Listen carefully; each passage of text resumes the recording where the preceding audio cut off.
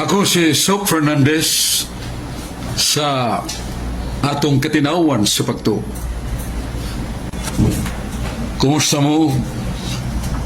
Ang pamahayag nga ako si Soap nagtudlo og God died literal, dili na tinuod. Nana sa Catechesis on God died doctrine na sa question 4, answers 5 and 6. Nagkanayon nga kung sa may kahulugan niya nangingon nga God died literal sa Diyos, ang Diyos died literal. Ang kahulugan mao nga ang Diyos tinuod nga namatay literal. Kinsay namatay? Ikaduhang persona sa Santissima Trinidad, si Kristo nga Diyos tinuod gyud nga namatay literal.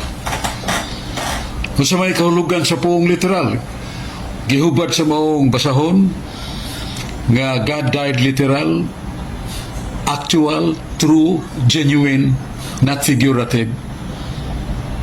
Mas sabtan na to, klaro, nga God died literal, that He expired by death and the breath of life was lost from Him, from God. So, nastanan, mayroon ko nga dili na tinuod. God is Spirit. Nasa Juan 4:24 o Galam 3:1, ang Diyos Espiritu o ang Diyos dili mamatay. Si Kristo mismo nasa San Juan 12:34, si Kristo dili mamatay. Sa Hebrehanon 7:24 pong pa ni San Pablo, si Kristo buhi sa kanunay. Kaya ang pagkapari, wa may katapusan. Si Jesus buhi kanunay, kaya ang pagkapari, wa may katapusan. Hebreo 7:24, nagligon sa gibutyak ni Evangelista San Juan nga Kristo dili mamatay. Unsa may mamatay diyan ni Kristo? Ang iyang pagkatao. Ngayon si Kristo, gilutos ko ninyo mga Hudiyo. Kaya gusto ninyong patyon ako nga tao nga nagsulti sa kamaturan. Ang pagkatao mo'y namatay. Huwag si Jesus mitudlo ka na to niya na. Pati ako. Kaysa katu kadlaw banhaon ko nga kung patayng lawas. San Juan 19 ngadto sa versikulo 21. Kinsa may mo banhaw siyang patayng lawas nga mismo ang iyang Diyos namatay man. Duha na'y namatay. Namatay ang iyang pagkatao, namatay sa iyang pagka-Diyos. That is contrary to the fact stated by the power of dogma, the Word of God. O sa dogma nagingon, Christ is consubstantial with the Father in divinity. He is consubstantial with His mother as man.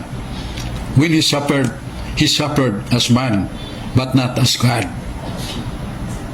He suffered death as man, but not as God. Page 163 sa teachings of the Catholic Church. Makatubos ba si Kristo bisan ang namatay niya ang iyang pagkatao? Makatubos. Kaya wa man magkabuwag. Sa hypostatic yan. Diya sa persona ni Kristo wa magkabuwag ang iyang pagka-Diyos o pagkatao. Kunon siya'y nahitabo siyang pagkatao ang namatay, gisagakay sa divine person nga wa mamatay.